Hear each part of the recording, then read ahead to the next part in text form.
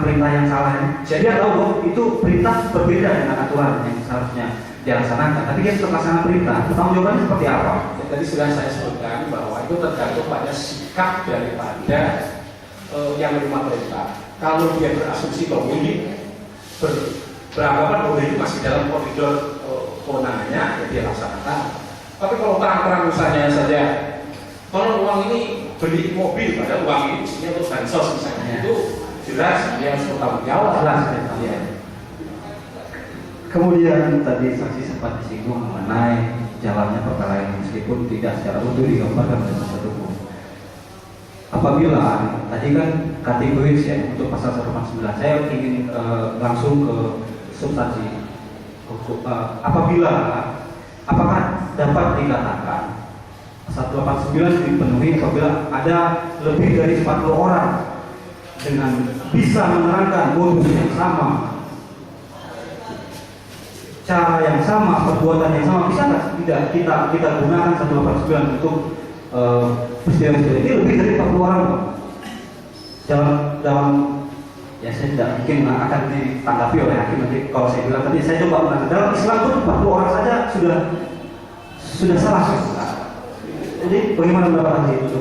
Jadi saya ingin sampaikan begini, tadi saya katakan andai kata 1 juta orang sekalipun keterangan dia untuk perkara dia ya tetap untuk perkara dia. Meskipun dengan menerangkan modus yang sama, oke, kwitansi kita bicarakan kwitansi untuk satu, tapi dia ceritakan untuk satu perkara yang sama.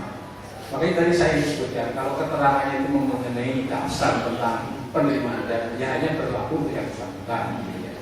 Tapi tidak bisa dijelaskan 40 berarti semuanya. Yang 40 ya untuk 40 selesai begitu. Ya meskipun dari 40 itu tidak semuanya juga hanya sendiri, ada dia juga bisa punya buktikan dari bukti dia sendiri. Ya itu tadi hukum pembuktiannya kan seperti. Jadi saya ingin simpulkan begini, saya ingin sampaikan begini supaya tidak salah dalam memberikan tanggapan saya tadi dalam konteks pasal 189 untuk menyimpulkan apakah satu orang itu terjadi tindak pidana atau tidak. Jadi itu harus terkait dengan kronologi suatu seseorang itu melakukan tindak pidana atau tidak. Jadi prosedur apa istilahnya adalah ada kronologi yang bisa disimpulkan ya melakukan tindak pidana. Kalau ini kan ada 5 orang saksi memberikan keterangan yang sederajat ya. Itu yang saya katakan seandainya, mungkin saya ngomong seandainya ada saksi yang memberi keterangan bahwa misalnya pimpinan yang merekomendasi wali kota atau wakil wali kota atau siapapun dia menerima duit ke bawahnya, oh dia menerima duit juga, ini menerima duit juga, berarti kronologinya mesti bisa disimpulkan. Tapi kalau itu satu ya, tadi saya katakan menyamping itu kedudukannya berdiri sendiri. Iya, saya kira itu tadi. Kemudian ahli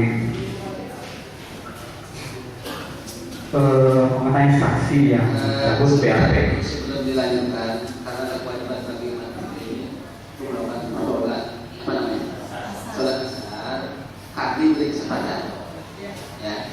Dan nanti kita akan buka lagi di sekitar. Mohon izin yang mulia.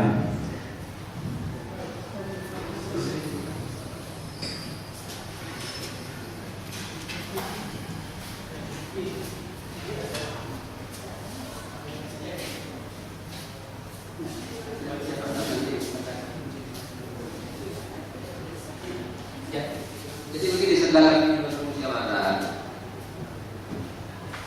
Jadi Mohon izin apabila tadi cuma 2 pertanyaan lagi mungkin nanti setelah jeda. saya nanti mohon maaf ini adalah kewajiban saya pendaftarannya asasi. Baik. Kami tidak berani kalau dia asasi, kami harus melakukannya begitu. Ya, apa yang harus melakukannya? Nah oleh karena itu nanti